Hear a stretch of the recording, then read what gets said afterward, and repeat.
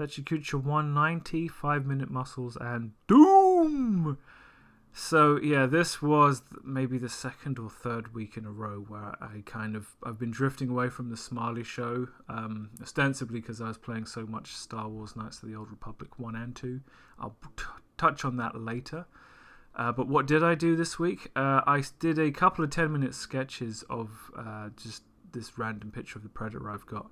I was trying to determine, is there a tool I can use that enables me to easily and quickly put down values to try and get a sense of the shape of things. So I started with the chalk brush, which is my default go-to, and then I used spray paint airbrush. Very different process. One is line, one is like using paint. I think both of them are not quite accurate enough because I'm timing myself, which is running a thing. I decided, let's see if there is a more exacting method of using this thinking to generate some kind of response. So I did 5-minute kind of quick sketches of this dude in his lovely Y fronts, because my understanding of anatomy is partial and I really should try and fill in the gaps, because it's those mistakes that kind of offset everything that I do right and make it all seem kind of wrong. So again, I started with the first 5-minute sketching with a chalk brush, then I came in with the airbrush, and then I was just trying to react to what I had. Why is it wrong? How can I make this a more accurate depiction of what it is I'm trying to get out of this? Because effectively what I'm trying to do is use this picture, keep redrawing it, and actually understand where the pecs are, the abs, biceps, triceps, lats, quads, etc., etc. And every 5 minutes, I'm kind of like, what do I take from the last 5 minutes? So this one, for example, I'm noticing that I'm not trying to draw the image, I'm trying to understand the musculature. So I've ignored the white space. I'm not trying to place the guy's legs where they are. I'm trying to understand the shape of his legs through his muscles. And in this one, it was about the shape of the muscles by adding contour lines. Do I actually understand how the shoulder connects to the bicep and the pectoral muscle? How would I shade this with that understanding? All of this is kind of me I'm asking questions and mostly not getting answers. So, here I'm like, I've got the muscles, but what do the muscles go on? Is my skeleton in the right place? And something that happens with every one of these sketches is I draw the head too big, so there's no room for the legs. So do I need to change how I start drawing at the very start?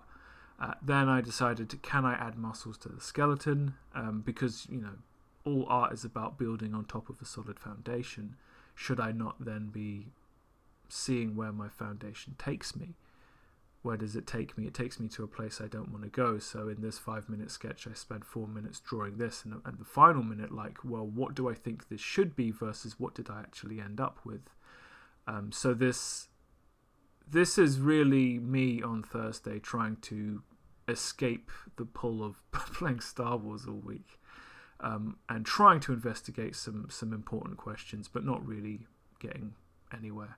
And then I was also just trying to draw some kind of silly joke about which is the most impressive Sith Lord of all of the Sith Lords I've encountered in the last 10 days.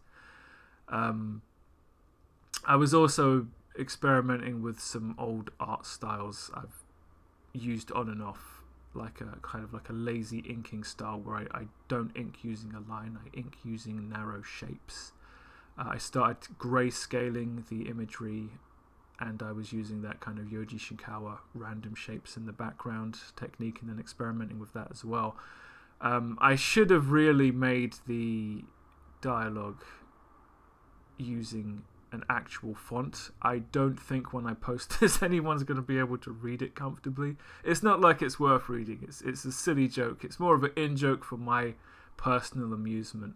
I don't think it spoils anything, and naturally any joke I make about Star Wars is going to end up with Mickey Mouse being the baddest, because guess who owns Star Wars? That's right.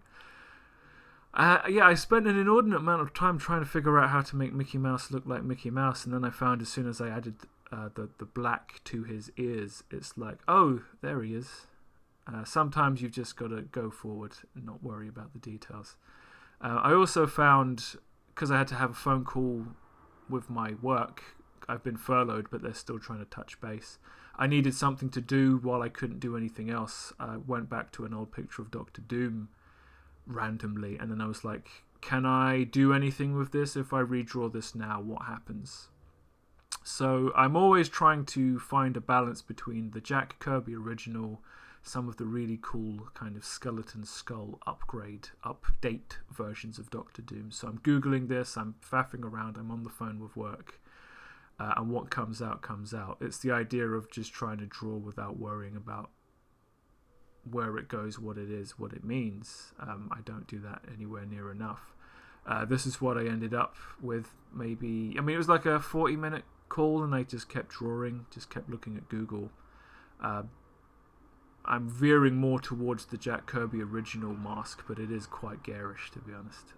I found the phone call went on for so long, I started kind of drawing stuff, just waiting for the phone call to end without any actual intellectual involvement with what my hand was doing. That's a good thing to do from time to time as well.